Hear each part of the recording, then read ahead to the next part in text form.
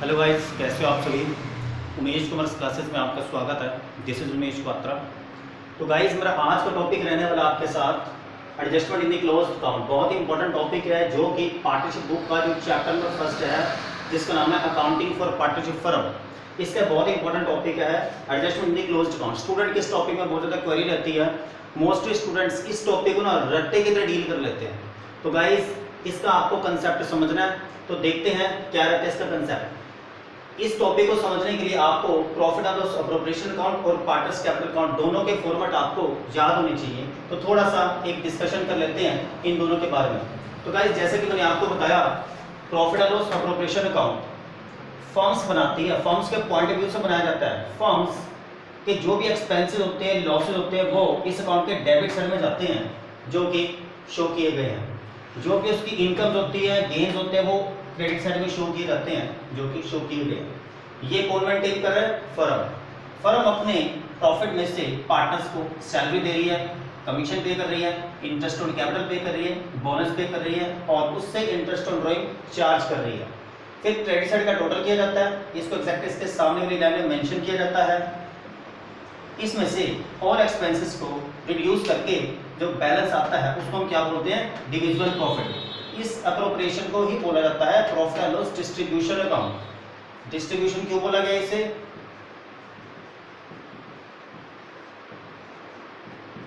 क्योंकि हम इस अकाउंट में प्रॉफिट को डिवाइड करते हैं, डिस्ट्रीब्यूट करते हैं, पार्टनर्स में डिवाइड कर देते हैं। इसके साथ साथ हमें, अगर हमने इस टॉपिक को समझ रहे तो थोड़ी बहुत नॉलेज हमें पार्टनर्स कैपिटल अकाउंट की भी लेके चलनी होगी। गाइस, ये एक फॉर्मेट है पार्टनर्स कैपिटल अकाउंट का। पार्टिकुलर पार्टनर्स के नेम जितने भी नेम्स हैं, 3 हैं, जैसे कि ए है, बी और सी है, तो तीनों के कॉलम बना लो। 2 है तो आप 2 के कॉलम मेंटेन करो। उसके बाद पार्टिकुलर दोनों के नाम, this is debit side and this is credit side. इसमें क्या रहता है, जो भी पार्टनर्स को फर्म पे करेगी वो इसके क्रेडिट साइड में आ जाएगा, या जो profit and loss appropriation account के डेबिट साइड में जो भी था वो पार्टनर्स कैपिटल अकाउंट के क्रेडिट साइड में आ जाएगा। पार्टनर्स ने जो स्टार्टिंग में amount as a capital invest की थी वो पार्टनर्स कैपिटल अकाउंट के क्रेडिट साइड में आ गई। उसको दोनों को सैलरी पे की गई, इंटरेस्ट ऑन कैपिटल पे किया गया, बोनस भी पे किया गया और इस अकाउंट का जो प्रॉफिट हुआ था उसमें दोनों का शेयर आया था, दोनों को क्रेडिट कर दिया गया। और ड्राइंग वापस ले गई, फर्म ने पार्टनर से ड्राइंग वापस ली गई और उस पर इंटरेस्ट भी लिया गया। यानी कि जो पार्टनर्स को मिलेगा वो क्रेडिट साइड में, जो उससे चार्ज किया जाएगा वापस लिया जाएगा वो उसके डेबिट साइड में। तो ये थी इसकी हल्की सी थ्योरी।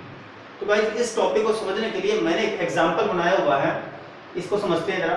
सपोज फॉर 1 अप्रैल 2015 को ए ने 50,000 रुपीज बिजनेस में इन्वेस्ट किए हैं और बी ने 30,000 इन्वेस्ट किए, सी ने 25,000, डी ने 15,000।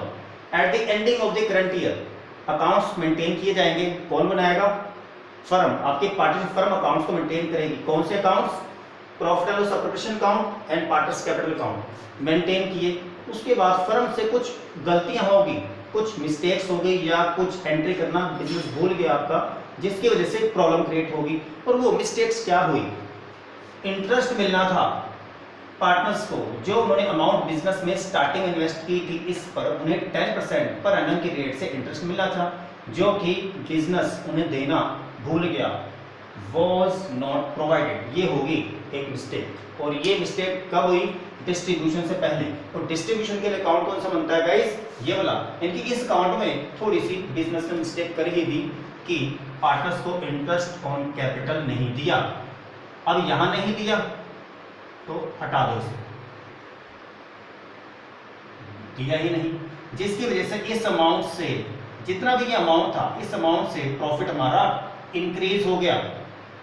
जो कुछ भी आइटम्स अगर यहाँ से रिड्यूस करोगे तो प्रॉफिट हमारा इंक्रीज होता है, तब ये जाके यहाँ पर आया। जो भी था ये प्रॉफिट बचा, प्रॉफिट को यहाँ पे डिवीजन किया गया ना। अब जब यहाँ पे दिया ही नहीं इंटरेस्ट ऑन कैपिटल तो यहाँ पर भी नहीं दिया होगा, मिस्टेक्स हो गई ना बिजनेस से, यानी कि एंट्री में ये आया ही नहीं और इसके नाम का जो अमाउंट है वो प्रॉफिट में इंक्रीज हो गया। अल्टीमेटली प्रॉफिट में इसके नाम का अमाउंट ऐड हो गया, जो कि ऐड हो गया इस प्रॉफिट में। यानी कि इसका एग्जैक्ट मीनिंग ये है कि फर्म इस डिवीजन से पहले आपको इंटरेस्ट ऑन कैपिटल देना भूल गई। और उतना ही अमाउंट प्रॉफिट में ऐड हो गया, एज ए प्रॉफिट आपको मिल गया।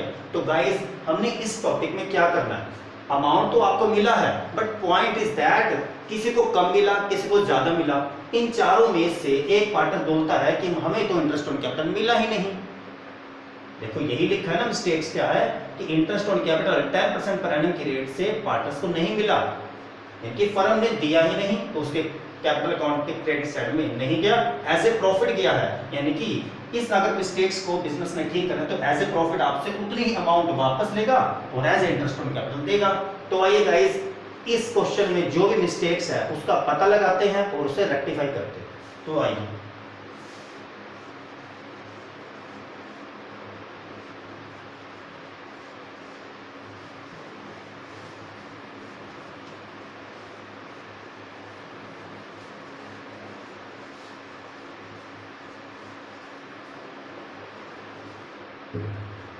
आइए गाइस मिस्टेक्स क्या हुई, interest on capital 10% per annum partners को नहीं दिया गया। तो आइए देखते हैं इसका कितना कितना बनता है। इंटरेस्ट ऑन एज कैपिटल, एज ने कितनी अमाउंट इन्वेस्ट की थी 50,000 इनटू इंटरेस्ट की रेट है 10% और time period 12 months into 12/12 5,000। Similarly, interest on B's capital. B ने अमाउंट इन्वेस्ट की थी 30,000, in rate of interest 10%, time period 12 months 3,000। Interest on C's capital. C ने अमाउंट इन्वेस्ट की थी 25,000, rate of interest 10%, time period 12 months 2,500। Interest on D's capital, D ने amount invest की थी 15,000, rate of interest 10%, period 12 months 1,500। तो ये हुई mistakes, ये नहीं दिया गया, पार्टनर्स को मिलना तो चाहिए था।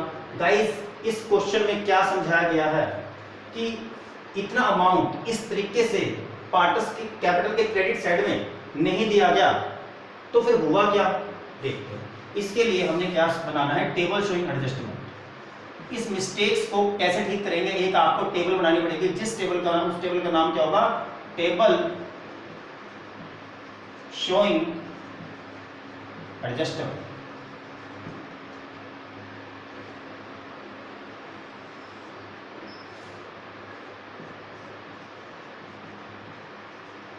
First column name is particular and सभी पार्टनर्स के अलग अलग column A B C and D और लास्ट में तो गाइस ये जो टेबल मैंने आपके सामने बनाई है इसका नाम है table showing adjustment. It is just like your partners capital account. ये जैसे कि पार्टनर्स कैपिटल अकाउंट बनता है ना, ये सेम किस्म वही है, इसका स्ट्रक्चर थोड़ा सा चेंज कर दिया गया है क्योंकि हमने इस क्वेश्चन में एक एंट्री पास आउट करनी है। वो एंट्री आप तभी पास आउट कर सकते हो जब आप इस स्ट्रक्चर को बनाओगे इनको रेक्टिफाई करने के लिए। तो कैसे करना है आपने देखते हैं। तो फर्म ने क्या किया, आपको इंटरेस्ट ऑन कैपिटल इस वे से ए को 5,000 इंटरेस्ट देना था, नहीं दिया, बी को 3,000 देना था, नहीं दिया, सी को 2,500 देना था, नहीं दिया, डी को 1,500 देना था, बिल्कुल नहीं दिया। तो टोटल कितना इंटरेस्ट 12,000 ये फर्म के पास है। अब फर्म इस 12,000 को रख कर क्या करेगी, क्या अपनी फर्म घर पे लेके जाएगी?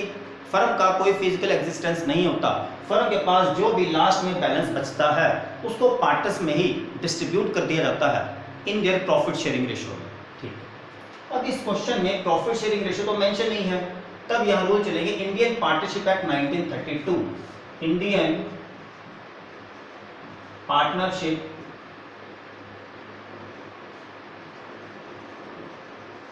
एक्ट 1932 में ये बात मेंशन है कि जब एग्रीमेंट में ओल्ड रेशियो गिवन नहीं है या प्रॉफिट शेयरिंग रेशियो गिवन नहीं है, तो आपने इक्वली मान लो। तो रेशियो कितनी मानी जाएगी इनकी? इक्वली। इट मींस जो इंटरेस्ट आपको नहीं मिला, ए बी सी डी को नहीं मिला, वो फर्म के पास अवेलेबल था 12,000 का बैलेंस, उस बैलेंस को फर्म ने इन चारों में प्रॉफिट शेयरिंग रेशियो में बांट दिया था। अब इसको रेक्टिफाई कैसे करें? अब प्रैक्टिकल लाइफ में तो ये रेक्टिफाई कैसे होगा भाई? पार्टर्स को दोबारा से कॉल की जाएगी, उनकी जेब से पैसे निकलवाए जाएंगे, तब उनको इकट्ठा किया जाएगा, फिर एज इंटरेस्ट ऑन कैपिटल पे किया जाएगा। तो गाइस प्रैक्टिकल लाइफ में ऐसा करना पॉसिबल नहीं है, बट अकाउंट्स में एक एडजस्टमेंट एंट्री पास आउट करके इस मिस्टेक्स को रेक्टिफाई जरूर किया जा सकता है। तो आइए स्टार्ट करते हैं। सबसे पहले पार्टनर से मंगवा लेते हैं जो उनके कैपिटल अकाउंट में ऑलरेडी क्रेडिट हो चुका है एज ए प्रॉफिट। तो एज ए प्रॉफिट ही मैं टोटल 12,000 उनके अकाउंट से निकाल लूंगा, और जब भी मैं उनके अकाउंट से पैसे निकालता हूं तो पार्टनर्स कैपिटल अकाउंट को क्या करता हूं? डेबिट। तो आइए सबसे पहले हमने क्या लिखना है? डिविजिबल प्रॉफिट या division profit, division of profit. Amount कितनी है? 12,000 इन द इक्वली रेशियो। तो फर्म के पास जब ये अवेलेबल था 12,000, फर्म अपने घर बिल्कुल नहीं ले जा सकती क्योंकि फर्म का कोई फिजिकल एग्जिस्टेंस बिल्कुल नहीं होता। तो फर्म ने तुम चारों पार्टनर्स में इक्वली रेशियो में बांट दिया होगा एज ए प्रॉफिट। तो मैं एज ए प्रॉफिट ही उनसे वापस लूंगा, इसलिए मैं यहाँ डेबिट वर्ड का यूज करूंगा, क्योंकि मैंने आपको समझाया है जो भी आइटम, जो भी अमाउंट, कुछ भी मैं अगर पार्टनर से निकालता हूँ, पार्टनर से चार्ज करता हूँ, तो उसको पार्टनर्स कैपिटल अकाउंट को डेबिट किया जाता है। ये जस्ट लाइक का पार्टनर्स कैपिटल अकाउंट ही तो है। तो मैं चारों के अकाउंट से डेबिट करूँ, यानी कि चारों के अकाउंट से निकाल रहा हूँ कितनी अमाउंट? 12,000। किस रेशो में? इक्वली। तो इक्वली 3,000 3,000 3,000 3,000 टोटल 12,000 मैंने निकाले। फर्म के पास दोबारा से 12,000 आगे फंड क्रिएट से हो गया 12,000। इसको कैसे पे करेगी? As a interest on capital pay करेगी। अब आप लोग कहोगे कि सर अल्टीमेटली आना तो पार्टनर्स की क्रेडिट साइड में ही है, पार्टनर्स की जेब में ही तो आना है, बट पॉइंट इज दैट किसी को कम मिला, किसी को ज़्यादा मिला, तो ये एक मिस्टेक से तो है। ठीक है, करते हैं इसे ठीक। तो फर्म के पास 12,000 का अमाउंट दोबारा से अवेलेबल हो गया, तो अब इस वे में आपके इट मींस पार्टनर्स के कैपिटल अकाउंट के क्रेडिट साइड में दोबारा से डिस्ट्रीब्यूट कर दिया जाएगा। तो मैं क्या लिखूंगा? Interest on capital credit. कोई भी आइटम में अगर आपको पे कर रहा हूं, फर्म आपको कोई भी आइटम पे कर रही है, तो आपके पार्टनर्स कैपिटल की क्रेडिट साइड में शो की जाएगी। तो मैं इस वे में पे कर रहा हूं। ए को मैंने पे किया 5,000, बी को 3,000, सी को 2,500, डी को 1,500, total 12,000। Interest on capital, interest on capital credit. A को कितना पे करना है? 5,000, बी को 3,000, सी को 2,500, डी को 1,500, टोटल 12,000। उसके बाद ऐसे लाइन लगानी है, यहाँ लिखना है नेट इफेक्ट। दोनों में कितने अमाउंट का डिफरेंस है? 2,000 का। इन दोनों में मिल, यहाँ पर 500 का, यहाँ पर 1,500 का, यहाँ पर मिल। 3,000 ज़्यादा या 5,000? 5,000 इसके साथ यहाँ कौन सा बैलेंस है? क्रेडिट। तो यहाँ लिख दोगे आप क्रेडिट बैलेंस, यहाँ पर कोई डिफरेंस नहीं है। 3,000 ज़्यादा है 2,500, 3,000 ज़्यादा है, यहाँ कौन सा बैलेंस है? डेबिट बैलेंस, यहाँ लिख दोगे आप डेबिट। 3,000 ज़्यादा है 1,500, 3,000 ज़्यादा है, यहाँ कौन सा बैलेंस है? डेबिट बैलेंस, यहाँ लिख दोगे डेबिट बैलेंस। उसके बाद हमने इसकी करनी है रेक्टिफाई जर्नल एंट्री। और जर्नल एंट्री कैसे करोगे आप? जर्नल एंट्री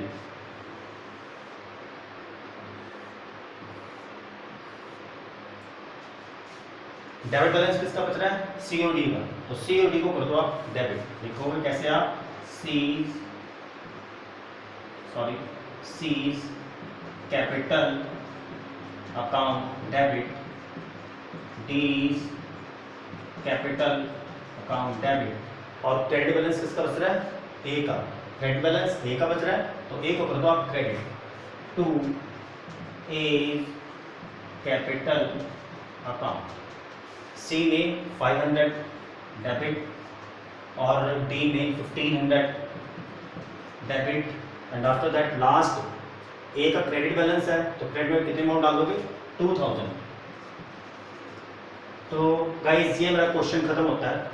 आई होप आपको ये topic adjustment the close account बहुत ही अच्छे तरीके से समझ में आया होगा। अगर आपको मेरा टॉपिक क्लियर हुआ है तो आप मेरे चैनल को लाइक करो, सब्सक्राइब करो और अपने फ्रेंड में शेयर करो। Thank you so much.